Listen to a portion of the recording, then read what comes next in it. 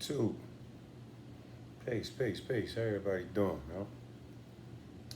Back again for another episode of Before You Do Something.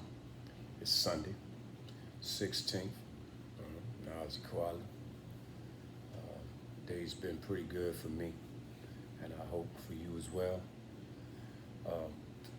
Went to the detention center again today, catch more kids. I had an opportunity to have a conversation with a group of young men that had never actually been to the Catch More Kid program, because they're like one of the last groups to get selected for anything based upon their behavior within inside of the center. So you know how that can get for young people. But the point of the matter is we had a really great conversation with them young men. And I hope that they gain as much from us as we did from them. And with that in mind, I'm ready to just give us another little conversation about before you do something and the impact that that's going to have on your life. Before I get into what I want to build on, I want to take this moment to thank my little cousin, Markel. Kels, man, he has been very instrumental in helping me navigate this little technology world. You know, I learned fast, so it ain't no big deal, but he helped me get the YouTube channel up, Facebook, Instagram, TikTok, all that stuff linked together. So I just want to say thank him personally for his efforts. You know, he's a good kid, man. It's good to have him along for this journey, right? Also, I want to thank the God Magnetic, because I'm actually trying to figure out how this introduction thing is going to be. I went out today, but it's raining, it's distilling, and I wasn't able to get the footage that I want with the drone. So, but I want to make the intro to this show reflective of ideals and things that I hold dear to my heart, and you know, a little bit of visual. So, Magnetic, my daughter's supposed to be doing me some bars for the intro, and I know it's gonna be hot. She just gets kind of busy, but no pressure on her, because I have a lot of people that I can ask to help me in this project. But I know the type of energy that she brings, you know, to situations like this. So, Magnetic is doing the spoken word, and the past day we were just building on how we want to see this thing develop and grow. So, as I was thinking about before you do something, because that's more preventive, right? He hit me with another acronym, because I do a lot of acronyms, and as we get familiar with one another, the new viewers, but those who already know me know how I do. He told me, he said, yo, son, he said, B.Y.D.S, right? Could stand for being your divine self. And when he said it, it hit. He said, being your divine self. And then I started thinking about what that meant in regards to before you do something. And for me, it was like, as long as I stay in tune with my divine self, then I'm gonna always be making choices and decisions that's rooted in the best of me and those who are going to be impacted by me. So being your divine self is really operating from a mind state of culture and self-knowledge. Because you're gonna constantly hear me tell you that I don't think that there's any education that could be greater than the knowledge of who you are. So being your divine self is just a continuation of that. And that got me thinking, right? And I said, you know, if we're gonna be our divine self, then another breakdown for B.Y.D.S could be, before you destroy something. Think about that. Before you destroy something, before you do something could potentially lead you to destroying something. So pause, reflect, think, evaluate, contemplate, ponder, take a moment, time out, because you could do something that could totally destroy yourself, another person's family, your future, your life. Then I started thinking, because he had got my mind racing. Then I came up with another one, right? And like I said, none of these are kind of like, it's just ideas that I'm having in regards to the preventive measures to get an individual to slow down, right? So then I had another one I thought about building your defensive strategy. A lot of times we always on offense, right? We always on go. You know how the youngins get. But always being on go ain't always a good thing. Sometimes you gotta sit back and you gotta be patient and you gotta just look, listen, observe, and respect the movements, right? Because through listening, observing, and respecting, that's processing time. You might hear me say, you gotta do the knowledge, or do the one. This is very important, y'all, because if you don't slow yourself down, you could be on a crash course with nothingness, or to nothingness, because that's all it's gonna be, nothingness, right? And I hope y'all can feel where I'm going with this, right? Because like I told you in the beginning of this thing, this is what we doing. We in developmental stages right now, so it ain't really no script to this, but the script is to come up here, be genuine, have real conversations, and potentially stop somebody from throwing their life away. Then I started thinking about the impact of the educational system that we have been assimilated into. I thought about the conversations that we had with the kids the past week about character and self-esteem.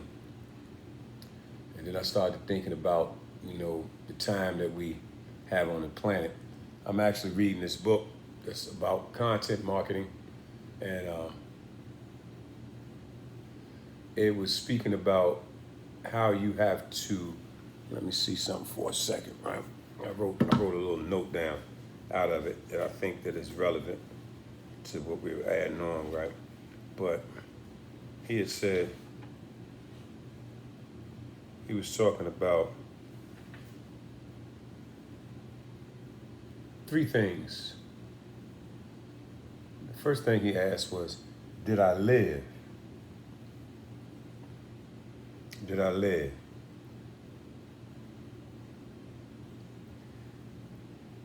Are we just waking up every day just existing, or we are really trying to find our purpose for why we here, right?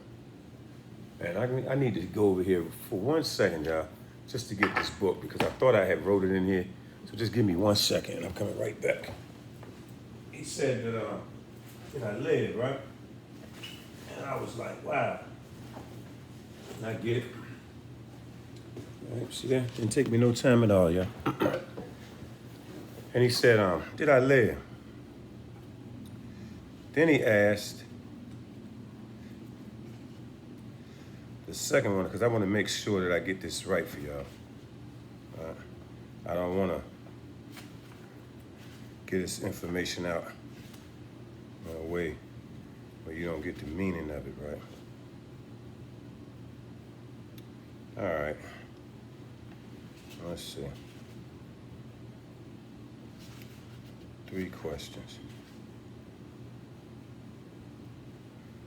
I'm glad I ain't on live TV. Somebody probably be like, man, you see that show? He was up there, he was talking, he done lost his thought. But I'm in my natural element right now.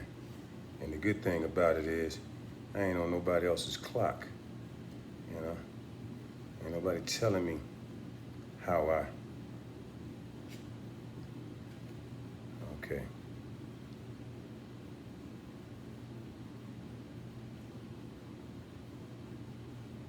Oh, there you have it. Now, how did I forget that? All right, so the first thing was, did I live? All right. The second thing was, did I love? And the third thing was, did I matter? Did I live? Did I love? And did I matter? All right. So when I was contemplating that, it made me reflect back on to before you do something and the impact that it could potentially have on your life. So in that process, it made me think of another acronym for B.Y.D.S. And that was believing you deserve something. How about that, y'all? Believing you deserve something. What do I expect from myself on a day-to-day basis? I think that's a good question, right? Because if I don't expect anything from myself, not someone else's expectations, I'm talking about mine, that could actually fuel, did I live? You feel what I'm saying? Then, did I love? When I discovered the beauty of living, did it enable me to be able to receive and give love to those who are still trying to find their path, right? And if I did, then that would open up the door to the last thing, did I matter? So believing you deserve something, right? In my opinion, is saying that I deserve all the benefits and the perks that come with existing on this planet. I deserve family. I deserve friendship. I deserve success. I deserve love. I deserve appreciation. I deserve time.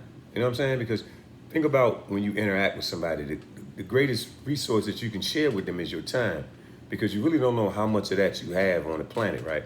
So if someone wants to spend their time with you, then that's a blessing. You feel me? Now, you can't give everybody all of your time. It is impossible, right? So you have to really manage that, because it can get complex, because you have relationship time to, if you have a significant other, woman or wife or whatever in your life, you know, that requires time. Then you got your bros that, you know what I'm saying, you kick it with, that's gonna require time. Then you have to have time for you spend with your mother, and then maybe your siblings and your dad. You know, all of it is time. Then you have time for your co-workers and just, you know, the daily grind of trying to provide food, clothing, and shelter for yourself. So time management is important. But the time that you spend with a person, in my opinion, is the thing that matters. It's not how much time you spend, it's the value that you add to that individual's life when you're with them.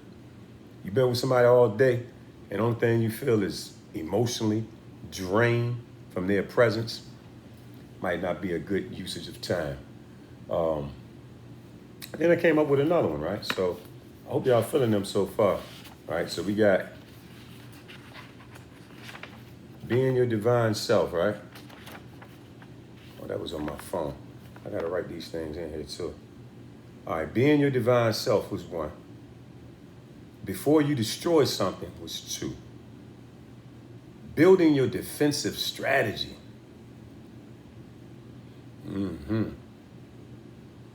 A good offense is a good defense.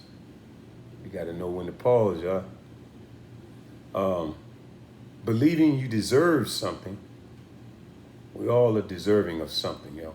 What that something is what we have to figure out, right?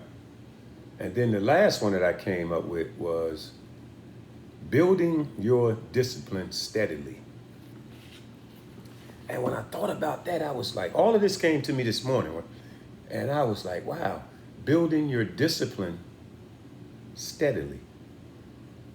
If you don't have any discipline, it ain't no before you do something, because you're going to be always on go. And then once you get jammed up in a situation, then you want to come back later on and reflect on what I should have did as opposed to what I did. So I thought that was a really, really beautiful form of expression when he said to me, being your divine self, because it opened up doors to me seeing something further into before you do something. What I want this channel to do, shout out to my youngins. Hope y'all are staying out of trouble. And even if you're not, I would hope that when you do find some moment to reflect on what your activities are, that you would say, man, is this really worth it? You know, me and Jamon was having a conversation earlier, shout out to bro, and he was talking about when Judas, I think it was 30 pieces of silver to sell out Jesus. And he told me, he said, Prince, I want you to understand it from this perspective. He said he didn't sell Jesus out for 30 pieces of silver. He said that's what his worth was. And I was like, wow, you know what I mean? His value system, you know. He didn't see what he eventually did, but I guess as he was going through the process, the greed had settled in on him. And what he wanted at that time was money and resources to make him feel better about who he was as a person. So, yeah, I guess I will sell this person out because I value that thing more than I do that person. And see, that's where everything gets messed up at, y'all. You know, we caught up in that type of thinking.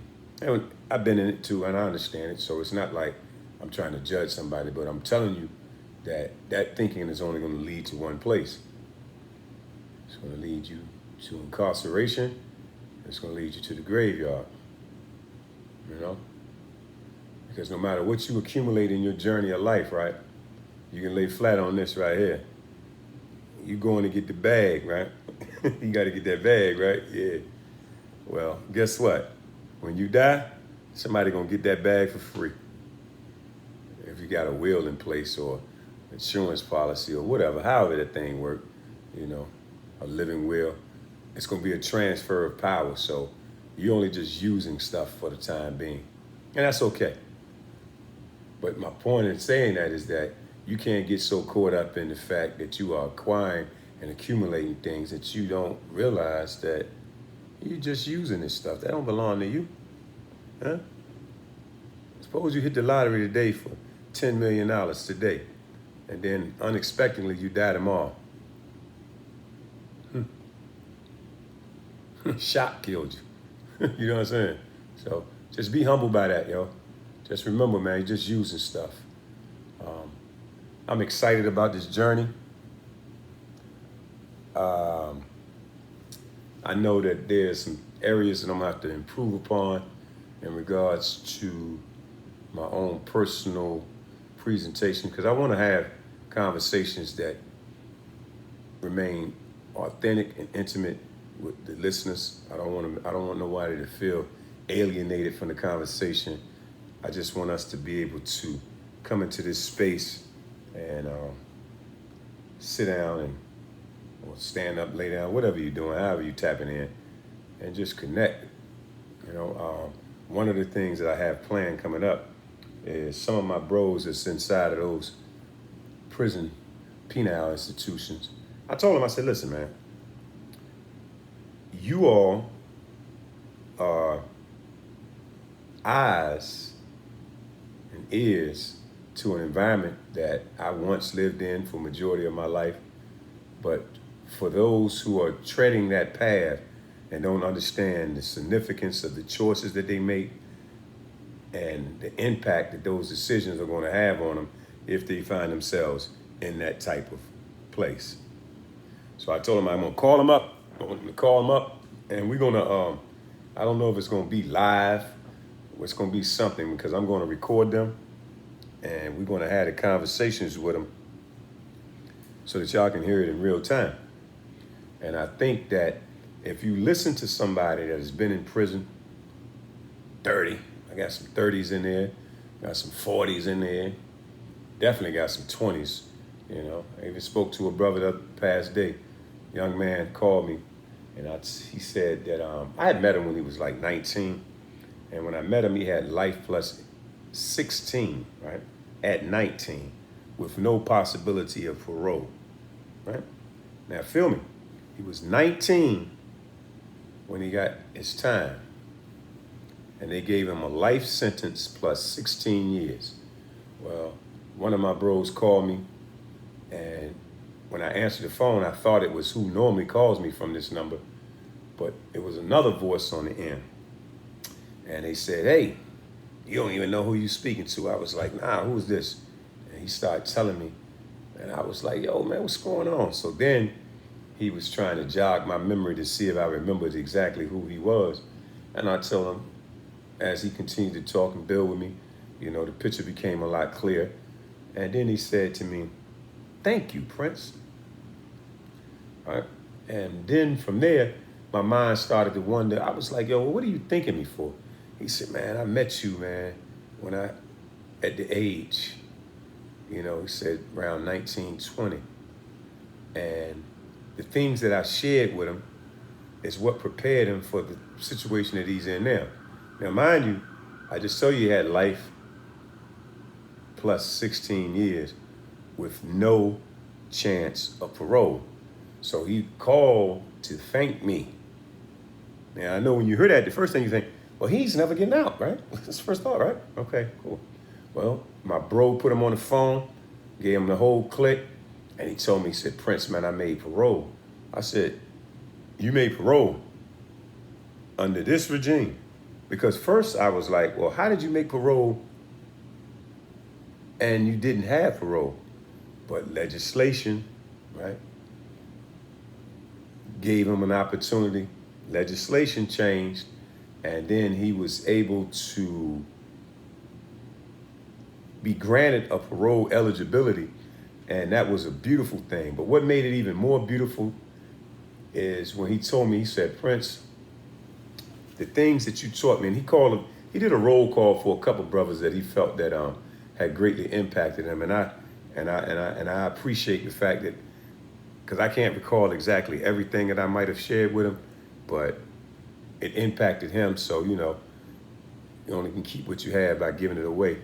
So then he said that the things that he learned from me, right? He started talking about me fasting and putting up my TV and going on silent fasts.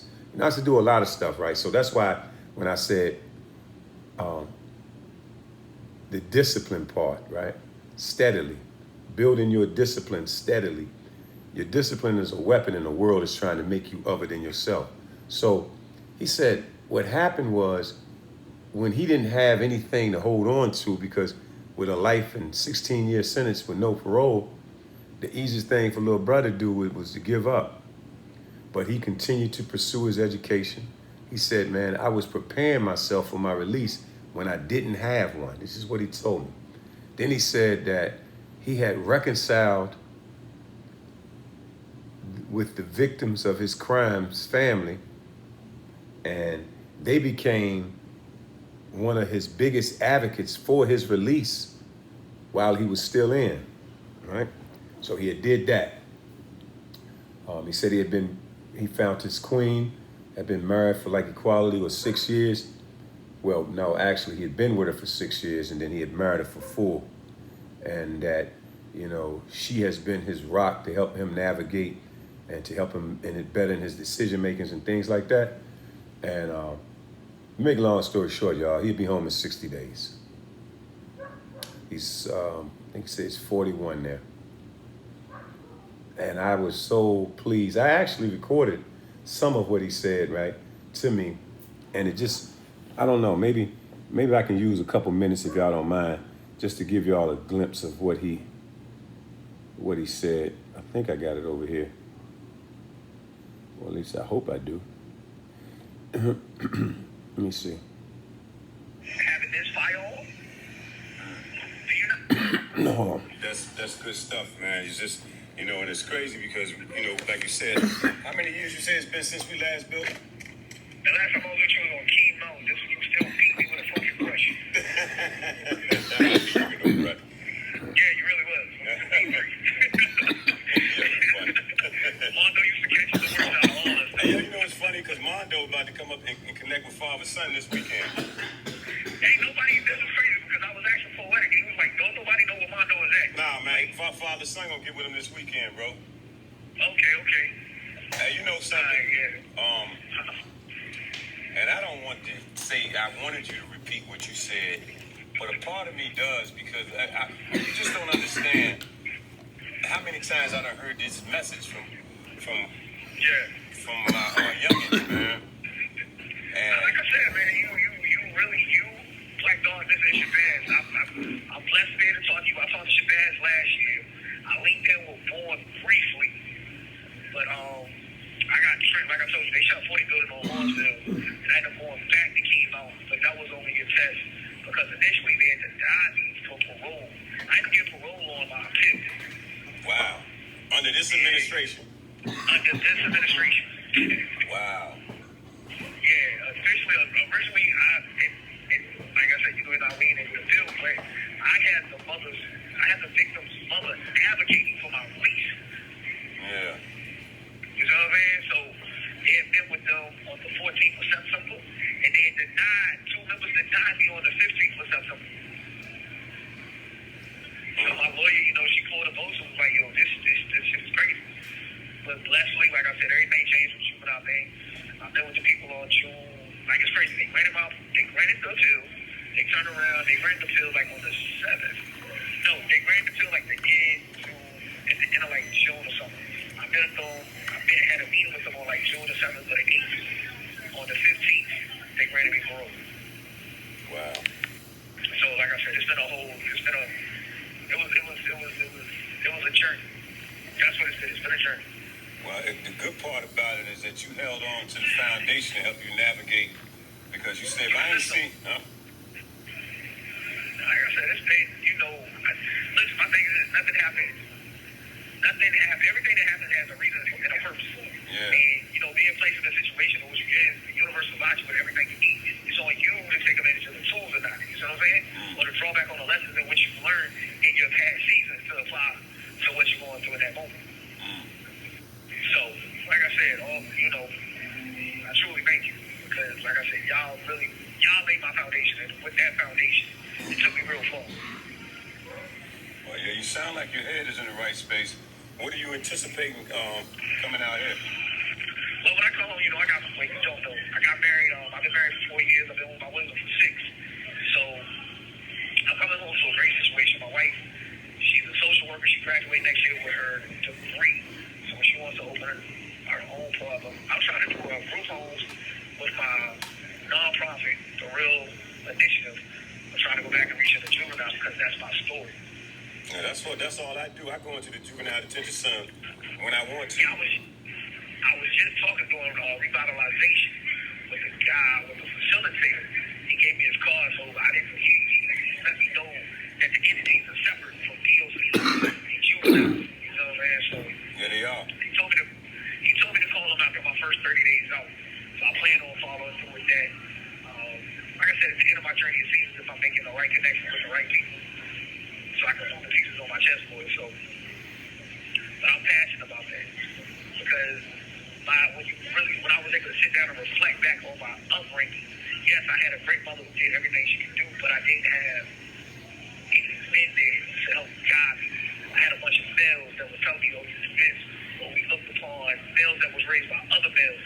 So it was like, okay, they learned this, so these lessons in which they passed along to me was the knowledge which they had, but it wasn't right and exact. But to them, it was right and exact because it was all they knew.